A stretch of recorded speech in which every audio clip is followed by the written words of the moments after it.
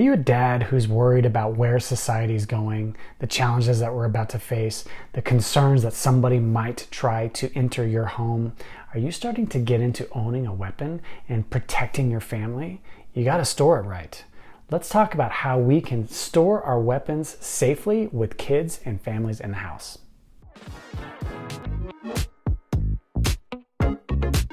Hey, welcome to Hyper Academy, and my name is Ryan Fields-Spack. Thank you for joining me today. I am like you. I'm worried about our world, our society. I'm concerned that I need to protect my family. I've got a good job. I've got beautiful kids. I've got an amazing wife, but I want to be able to protect them. So like you, about a year ago, I started thinking, you know what? I've been talking about it. I've been thinking about it for years. I'm going to pull the trigger, pun intended, and I'm going to purchase a weapon and I'm going to keep my family safe. Now, purchasing the weapon's one thing, but storing it, keeping it out of the hands of my children is even more important. So in this video, I'm going to show you the storage option that I've chosen, how I store it, how I keep that weapon, and we're going to dive into those details right now. Okay, so here we have it. This is the storage option that I have chosen for my family. As you can see, it's a Fort Knox, great brand. This thing probably weighs about 25 pounds. I'm not gonna lie, it's complete steel construction. It's absolutely fantastic. Now, the big thing, and it's the elephant in the room, are these buttons right here. There are multiple ways to open up your safe. There's opinions all the way around. This is what I've chosen, and this is why. You could get some of those fingerprint safes. You could get some that have an electric, code that go in them. For me, personally, if I really need to get this weapon out, I want to make sure that there is a no-fail option. If the fingerprint reader doesn't work, if the battery's dead, if I can't get the typing in correctly, I am not going to be able to protect my family. With something like this, these buttons are tactile. You can set them in any combination that you want, and then you will be able to get this open no matter what. So that's the reason that I chose this. It's a little bit antiquated, but the analog component of this will ensure that I will always be able to get into this at every point in time. So this is a pretty easy setup. So as you can kind of see, I'll get the weapon out of here and I'll show you on the other side. This is how you reset. And then obviously it's locked right here. This is a very stout lock. And if you do try to force it, this is designed to break and it will keep everything locked and you won't be able to get into it at all. So something to definitely keep in mind. So I have this set. I'm going to go ahead and get this open right now with my code.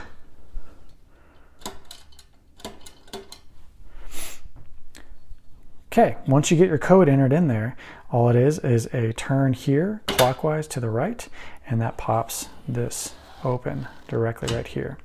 Now, from my perspective, I have a number of different things in here.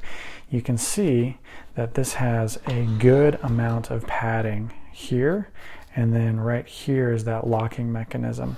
This is where you can set the code itself. If you have any questions on setting the code, put them in the comments. I can definitely try to answer you. And then here's your stout lock. You can see it's surrounded by steel, welded on, and then this lock goes forward and then locks directly in down here so that you're able to ensure that it is completely locked and safe. So as you can see, lots of padding. These are the things that I have in here currently. So whenever I have this out and in place, I always utilize this holster, and it's in this holster even though it's in here. Just a little bit of an extra level of protection to keep that trigger safe. Additionally, I have 2 extra mags, and as you can see, I have defense ammo in these 2 mags. So when I'm doing my practice, and if you haven't seen my other video talking about how I protect my family, it talks a lot more about how I practice and how I go through the process of consciously lowering my blood pressure and my pulse by utilizing the tip that I have in the description down below. But when I go through and I do that training, I always pull this out.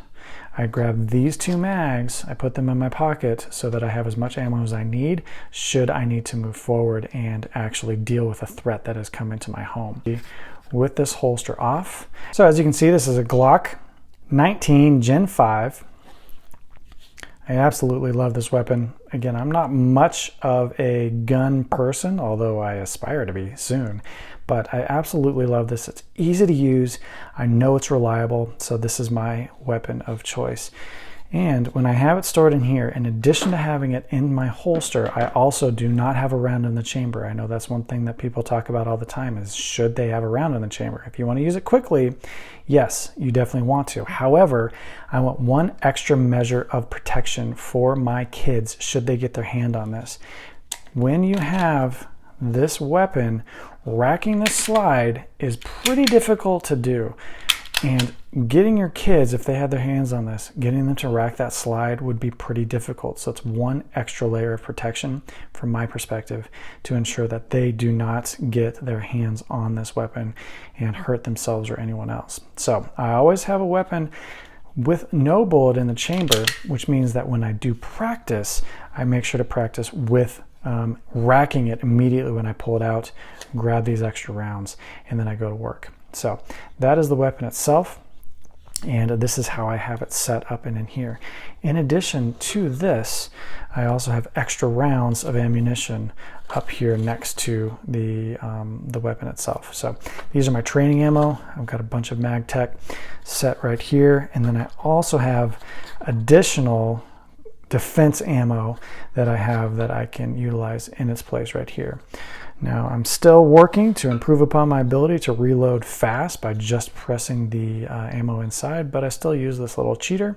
Frankly, it works really well and really easily, so I've been impressed with that. So that is my setup. I'll pull these out so you can see how the weapon sits in here in a little bit more detail specifically about this safe itself.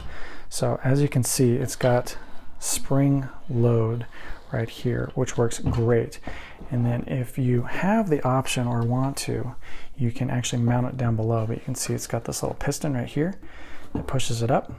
Really significant hinge on that side.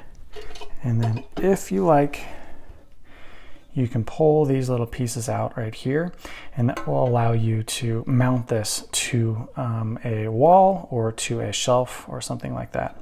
So that is my storage option. That is how I use it. How do you facilitate protection of your family? What options do you use for storing your weapon? I'm curious. Let's pass that information along to our fellow dads that are looking to protect our family, and let's continue the conversation in the comments. If you like this content, give me a subscribe, and definitely a like as well if you appreciate it, and I will see you soon on another video. Have a good day. Thanks.